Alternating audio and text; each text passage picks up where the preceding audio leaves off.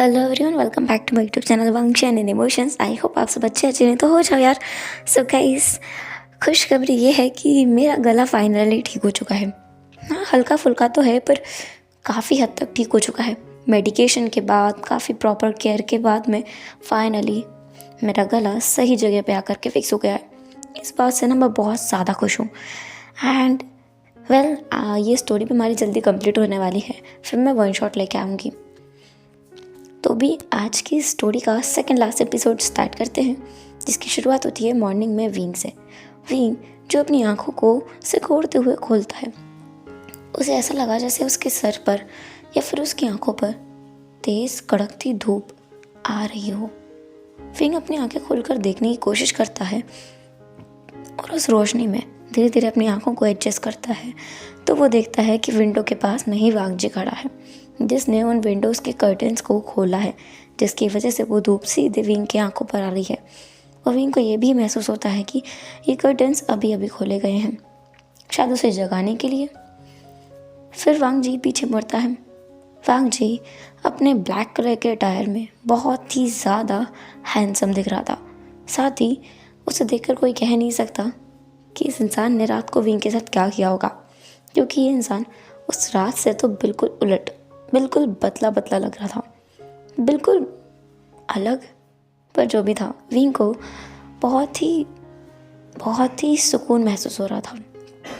ऐसा जैसे कोई है उसकी केयर करने के लिए, कोई है जो उसे सुबह जगाए, उससे बात करने के लिए, उसकी बातें सुनने के लिए। विंग को अच्छा लग रहा था और यही चीज़ एक मैटर करती है, एटलीस्ट विंग के लिए तो। वांग जी विंग के पास आता है और विंग से कहता है, पापा गुड मॉर्निंग। विंग अपना सर सामने ला देता है, क्योंकि बोल तो वो सकता नहीं, उसका गला अभी ठीक नहीं है।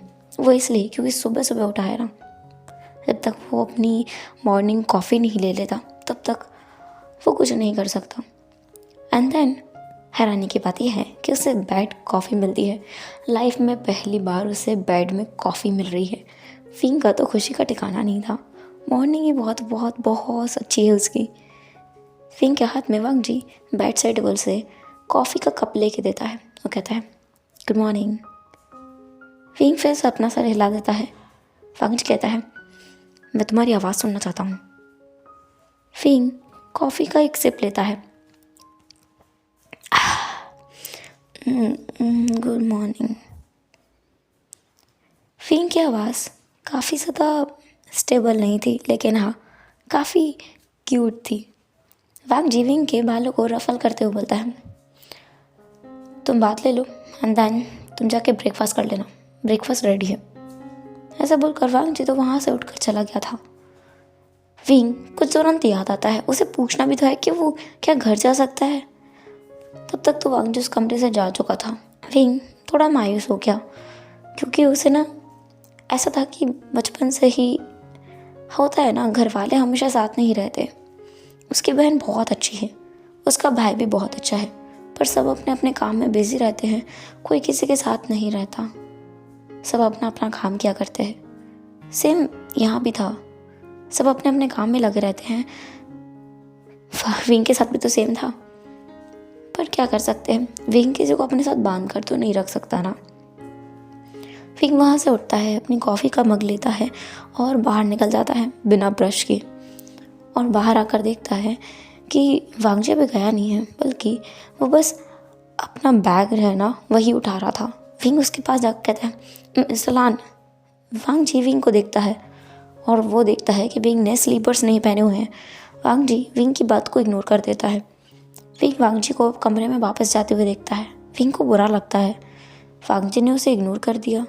हूँ तो बोल सकता था ना। दूसरी पल वांग जी के हाथ में विंग की स्लीपर्स थी। वो विंग के पैरों के सामने उस स्लीपर्स को रखते हुए बोलता है, तुम्हें फ्लोर पे ऐसे नहीं घूमना चाहिए। एसी ऑन था, बहुत ज़्यादा सर्दी हो रही है विंग, तुम्हें ठंड लग जाएगी। विंग उन स्लीपर्स को देखता है।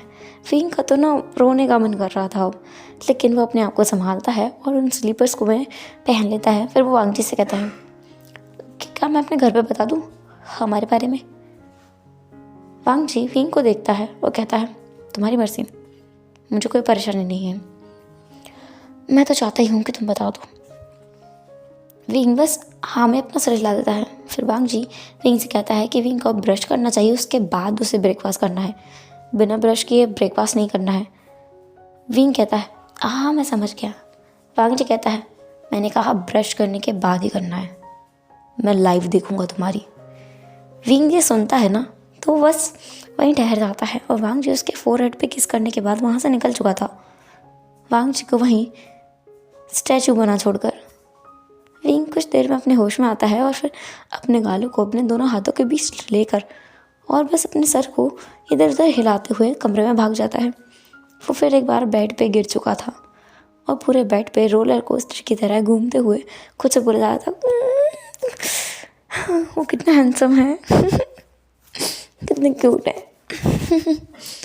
विंग ऐसा बोलते हुए बेड में फिर से लोट पोट हो चुका था। अपनी बिस्तर में से उसने ब्लैंकेट को लिया और उसके अंदर फिर से घुस गया, और विंग की नींद कब लगी उसे पता ही नहीं चला। विंग पूरी दोपहर सोता रहा बिना कुछ खाए। शाम होते होते उसकी आंखें खुलती हैं। विंग को भूख लगी है, पर उसका जो ब्रेकफास्ट है वो अब तक ठंडा हो चुका होगा, और विंग का बिल्कुल मन नहीं है कि वो जाकर के ब्रेकफास्ट गर्म करे और फिर खाए।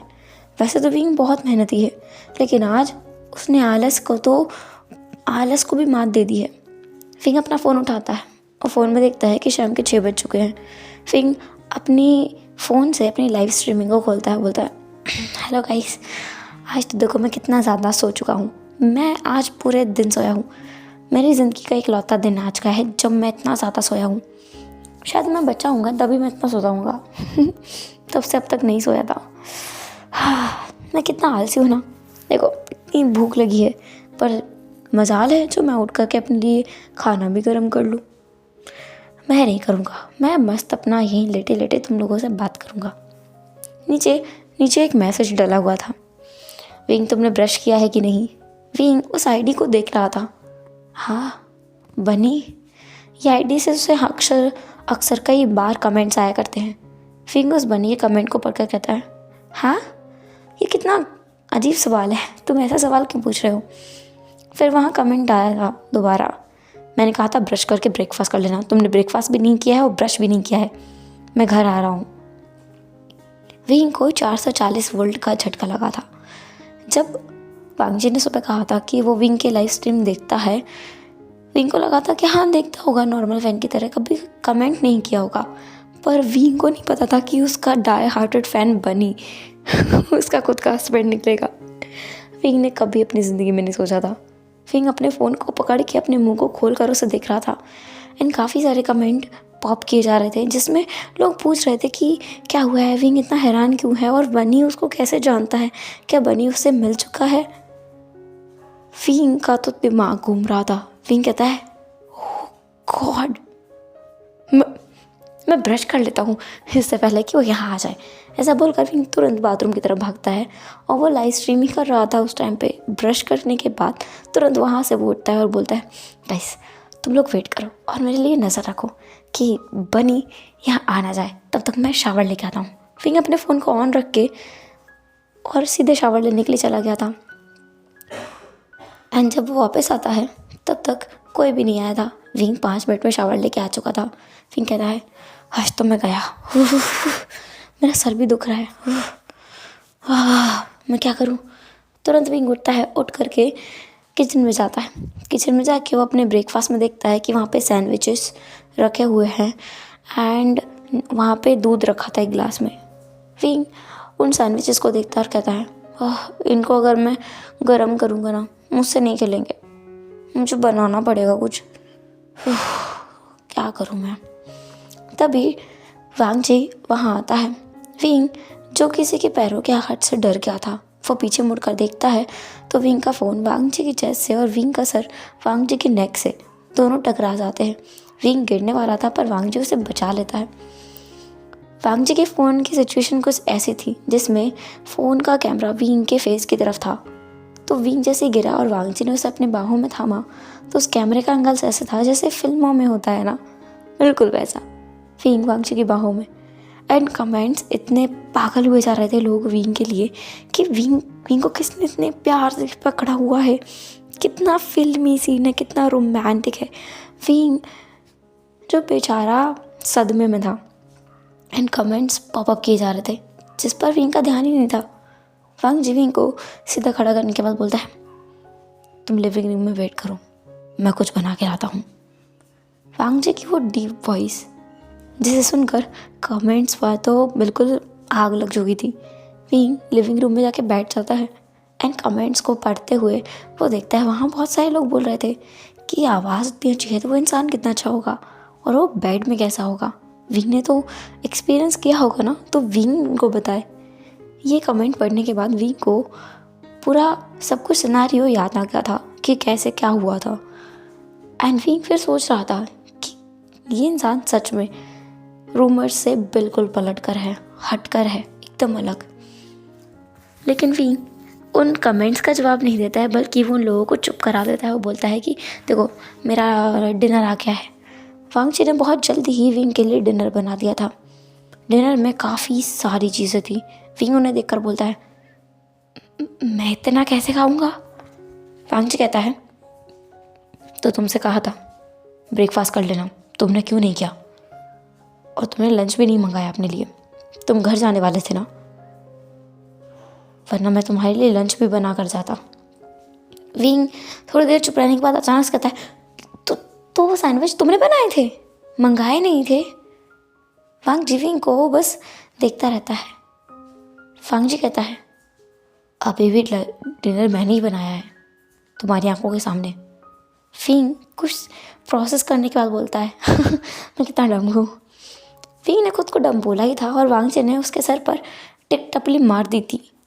वांग जी की ऐसी हरकत देखकर विंग उसको बस घूरता रहता है कि इस इंसान ने भी क्या किया। वांग जी विंग के साथ ऐसे बिहेव कर रहा था जैसे वांग जी और विंग एक दूसरे को सालों से जानते हो। हालांकि ये झूठ भी नहीं था, क्योंकि विंग और वांग जी एक दूसरे को काफ़ी लंबे टाइम से जानते हैं। बस विंग को पता नहीं था कि उसका डाई हार्ड फैन जो उसे हमेशा हमेशा वी कह के बुलाया करता है, या कहो आशियन कह के बुलाया करता है, जो कि उसकी जेजे की तरह है, वो इंसान उसका अरेंज मैरिड स्पाउस निकलेगा। उसे पता ही नहीं था।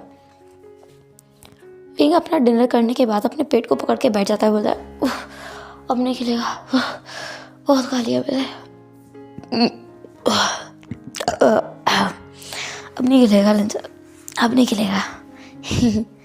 वांग जी विंग के फ़ोन को लेता है और उसे साइड में रख देता है और कहता है, बहुत हुआ, अब तुम्हें वॉक करना चाहिए। विंग कहता है, हाँ, इतना खाने के बाद वॉक पे कौन जाता है, मैं तो पागल हो जाऊंगा। वांग जी विंग के लाइव स्ट्रीमिंग को ऑफ कर देता है एंड देन वो विंग को खींचकर रूफ पे लेके जाता है और वहाँ पे जाके वो विंग के साथ वॉक करने लगता है। वहाँ जो ठंडी ठंडी हवा चल रही थी, साथ ही वो जो फ्रेशनेस विंग को महसूस हो रही थी, वो उसे अच्छा महसूस करा रही थी। एंड जिसकी वजह से वो वहाँ पे वॉक करने के बाद में ये भूल ही गया था कि उसे नीचे भी जाना है। रात के लगभग 9:30 बज चुके थे। तब तक वांग जी और विंग दोनों रूफ टॉप पर ही थे।